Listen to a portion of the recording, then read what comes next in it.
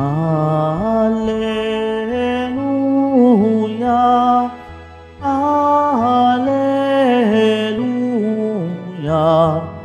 Alleluia, Alleluia.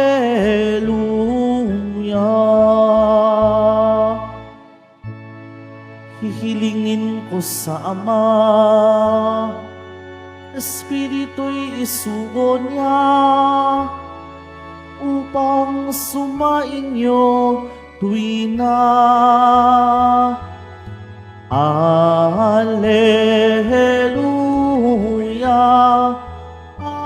Alleluia, Alleluia, Alleluia.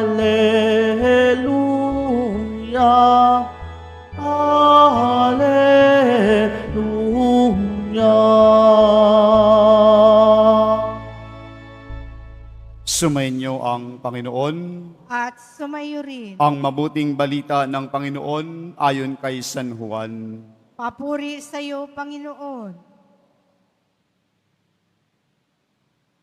Noong panahong iyon, tumingala si Jesus sa langit at ang wika, Ama, dumating na ang oras, parangalan mo ang iyong anak upang mapangaralan ka naman niya, sapagkat pinagkakaloban mo siya ng kapangyarihan sa sangkatauhan upang magbigay ng buhay na walang hanggan sa lahat na ibinigay mo sa Kanya. Ito ang buhay na walang hanggan, ang kilalanin kanila, ang iisa at tunay na Diyos at si Jesucristo ang iyong isinugo. Inahayag ko rin dito sa lupa ang iyong karangalan, matapos ko na ipinapagawa mo sa akin, kaya Ama, ipagkaloob mo sa akin ngayon ang karangalang taglay ko sa piling mo bago palikhain ang sanlibutan. Ipinakikilala kita sa mga taong ibinigay mo sa akin mula sa sanlibutan. Sila'y iyong ibinigay mula sa akin at tinupad nila ang iyong salita. Ngayon, alam nilang mula sa iyo ang lahat na ibinigay mo sa akin, sapagkat itinuro ko sa kanila ang lahat ng aking nabatid sa iyo at tinanggap naman nila. Natitiyak nila ako'y galing sa iyo at naniniwalang silang ikaw nga ang nagsugo sa akin. Idinadalangin ko sila, hindi ang sanlibutan, kundi ang lahat na ibinigay mo sa akin, sapagkat sila'y sa iyo. Ang lahat ay akin ay iyo, at ang lahat ng iyo ay akin. At pararangalan ako sa pamamagitan nila. At ngayon, ako'y pupunta na sa iyo. Aalis na ako sa sanlibutan, ngunit nasa sanlibutan pa sila. Mga kapatid, ang mabuting balita ng Panginoon. Pinupuri ka namin, Panginoong Hesukristo. Magsiupo muna tayong lahat. Isang magandang umaga po sa ating lahat. Sa pagdiriwang po natin ngayon, ginugita po natin si San Carlos Luanga at mga kasamang mga martir. Ito po ang mga martir ng Africa na kung saan nakipaglaban sa pananampalatayang ibinigay sa kanila ng ating Panginoon at naging matatag at matapat sa kanilang pananampalatayang ipahayag ang mabuting balita. Dala ng kailang pagbibigay ng buhay para sa ating Panginoon. Kaya po sila'y naging mga martir. At sa pagpapatuloy po natin at sa pagwawakas na linggong ito ng pagtatapos ng panahon ng Pasko ng pagkabuhay muli ng ating Panginoon, mga minamahal na kapatid, tayo po ay pinapalahanan ng ating mga pagbasa kung paano tayo nagiging matapat sa ibinibigay sa atin ng ating Panginoon. Mayroon po ba tayong katapatan na ibinibigay at ibinabahagi at ipinapakita sa araw-araw nating buhay? Kung babalikan po natin ang unang pagbasa, San Pablo, ipinapakita niya at ipinapahayag niya ang katapatan ng kanyang buhay na ibinibigay niya sa ating Panginoon sa pagpapangaral ng mabuting balita.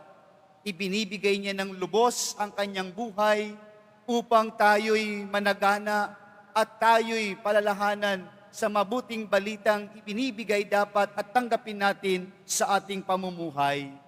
Mga minamahal na kapatid, ito ang dapat nating tandaan sa ating paglalakbay araw-araw. Mayroon tayong bahaging dapat ibahagi na mayroong katapatan na ipinagkakatiwala sa atin ng ating Panginoon.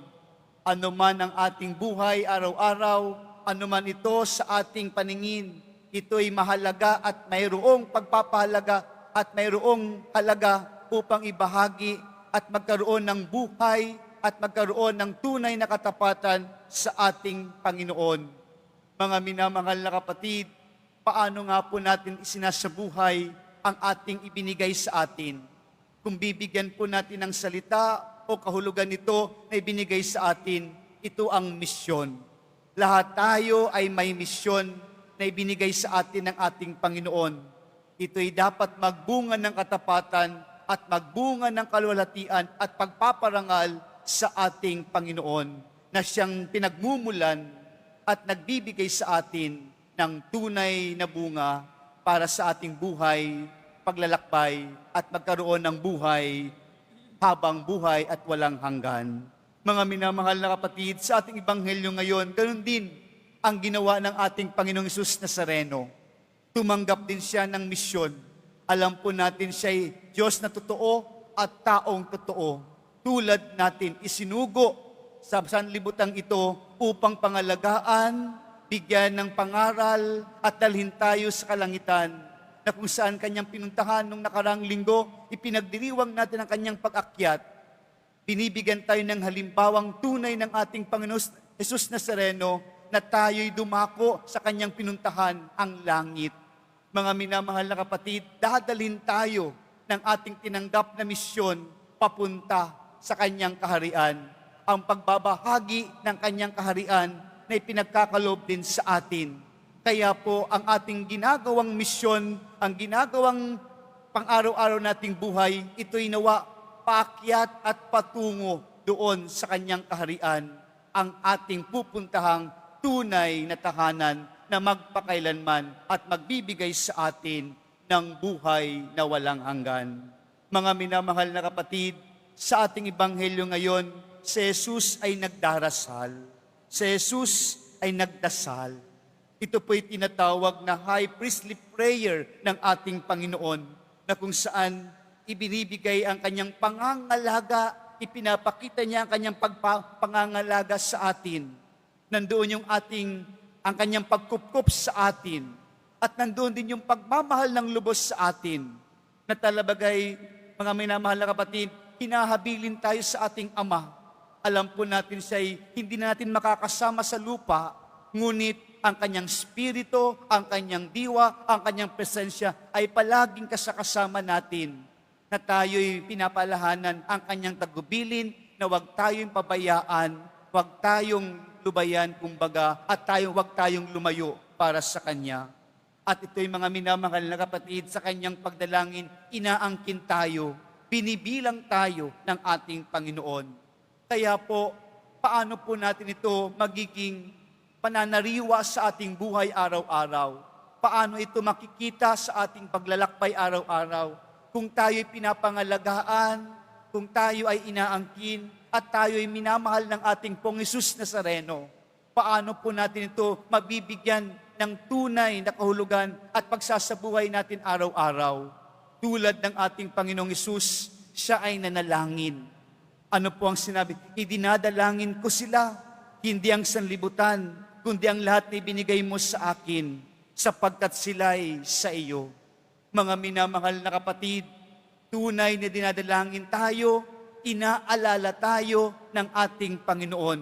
At ito ang una na dapat nating gagawain at dapat nating isabuhay araw-araw na kailanman hindi dapat natin itong makalimutan sa ating buhay paglalakbay. Tunay naman ito sa ating buhay paglalakbay na taglay po natin ang buhay panalangin. Dahil sa ating buhay panalangin, nandoon yung pag-aalala, nandoon yung pagkilala, at nandoon atin hinihingi ang biyaya ng ating Panginoon. Kaya po, sa ating panalangin, tulad na ginawa ni Jesus, sino ang ating idinadalangin? At ano ang ating dinadalangin sa araw-araw? Dahil, mga minamahal na kapatid, tayong lahat ay iisa lamang. Tulad ng Panginoon, binibigyan din tayo ng kapangyarihan. Sa panalangin ito, matamo natin ang kapangyarihan ng Diyos, mapasa atin ito at magawa natin ang kanyang nais para sa ating buhay pang araw-araw, hindi lang para sa ating sarili, kundi sa pangkalahatan. Dala ang kabutihan at nagbubunga ito ng kabanalan. Mga minamahal na kapatid, tulad ni Jesus, ang ating pong Jesus Nazareno, pasan-pasan niya ang krus. Sabi po natin kanina, tinanggap ni Jesus at tinanggap natin lahat ang misyon na galing sa Ama. Kaya po si Jesus, ang ating pong Jesus Nazareno, pasan-pasan ang krus, pagtanggap ng krus. Opo, sa buhay po natin, hindi po kaagad-agad ibibigay sa atin ang kaginhawahan ng Panginoon, kundi bitbitin po natin ang krus na ibinibigay sa atin. Tulad ng ating pong Jesus Nazareno, pagtanggap sa krus na kanyang dinadala sa balikat araw-araw na nagpapaalala sa atin, ito ang pagsunod natin, ito ang ating dapat tahakin, ito'y magkakaroon ng hantungan ng tunay na pupuntahan natin ang langit at buhay kabanalan sa ating buhay pang araw-araw. At muli, mga minamahal na kapatid, sa ganoong pagkakataon, nawa nasa atin din ang buhay katapatan. Katapatan sa Diyos, huwag nating kakalimutan. Ang pananalangin at pagtanggap sa biyaya o krus na ito sa atin ng ating Panginoon na nagbibigay sa atin ng tunay na kahulugan ng buhay, nawa hindi tayo panghinaan ng ating mga loob. Kaya po sa panahon ngayon at taon ngayon, panahon ng Jubileo, tayo po'y binibigyan ng pag-asa. Pag-asa na kung saan lahat tayo naglalakbay, bitbit ang buhay na pag-asa na ipinagkakalob sa atin ng Panginoon. Kung tayo'y tumatanggap ng binibigay sa ating pag-asa ng ating Panginoon, nandoon din ang nagbubunga ito ng tunay na katapatan sa ating Panginoon. Nagiging lakas, nagiging buhay, at naging matatatag tayo sa ating paglalakbay araw-araw. Kaya mga minamahal na kapatid, sa pagpapatuloy ng ating pagdiriwang ngayon, sa pasimula ng araw, bago tayo lumisan sa dambanang ito at tayo'y gumawa ng ating pagpapatuloy ng ating misyon, huwag nating kakalimutan ang nais dapat nating gawain.